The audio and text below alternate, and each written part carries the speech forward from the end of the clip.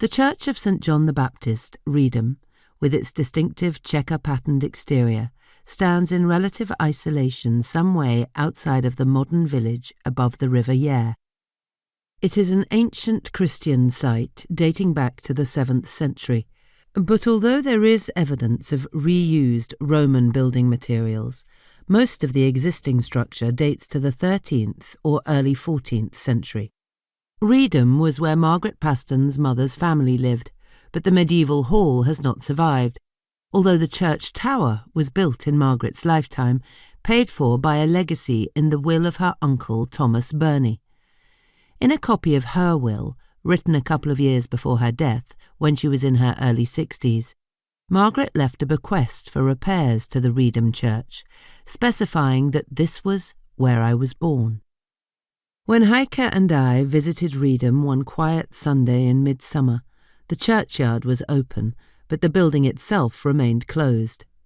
Below the rainbow welcome sign on the door hung another notice, informing us that access was possible only on Wednesdays and Saturdays. Because much of the medieval interior was destroyed by a fire in 1981, the loss was not so very great. We were able to walk along the paths cut through the unmown grass, dense with oxeye daisies, buttercups, Queen Anne's lace and cow parsley, and around the outside of the church, where a gathering of bees clamoured for access through a gap in the stonework high on the south-facing wall. Sitting on a bench, looking across in the direction of the Yare, I enjoyed listening to the chatter of the rooks, almost drowning out the birdsong, and the crowing of a cockerel on a distant farm. I was reminded of the soundscape of my late mother's home in North Yorkshire, where the birds conversed loudly from the rookery high in the trees of the manor house opposite. But I didn't have a strong sense of Margaret's presence, and indeed, without her letters as guidance, it can seem as if her life didn't start with her birth, but began only 2 decades later, when arrangements were being made for her marriage in the spring of 1440 or thereabouts. At that time, the wealthy Norfolk housewife, Agnes Paston, wrote to her husband a brief and somewhat cryptic letter recording the first meeting between 2 young people, Margaret Mortby and their eldest son, John. The term housewife, in modern English housewife, described a woman, usually a wife, responsible for a family and its servants. In the case of Agnes and her husband William, her dominion extended to several manors and estates across Norfolk and extending into Cambridgeshire, Hertfordshire and Suffolk. The meeting was important to both Agnes and William, because both families were hoping the 2 would marry.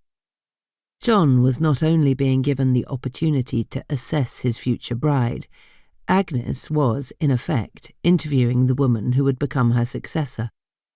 This is also our first encounter with Margaret, and although it is Agnes who provides this first-hand account, we can choose, if we like, to see Margaret through John's eyes, a strong, perceptive, confident and resourceful young woman who, as she stepped through the doorway and moved her hood back from her eyes, quietly began to assert her authority over the household which she would, in due course, come to control. Agnes liked Margaret. That much is clear from the letter that Agnes wrote to her husband. But in her letter, Agnes doesn't mention Margaret Mortby, as she was then by name. Instead, she refers to her as the gentlewoman whom you know of from Reedham. The marriage arrangements for Agnes and William's son, although apparently progressing as smoothly as might be hoped for, were at a sensitive stage, so discretion, or secrecy, was paramount. A good bride was a precious commodity, and letters could be intercepted or lost and then fall into the wrong hands. It wasn't worth taking unnecessary risks. Agnes reports to William that Margaret addressed her prospective husband kindly and courteously, and said he was truly your son.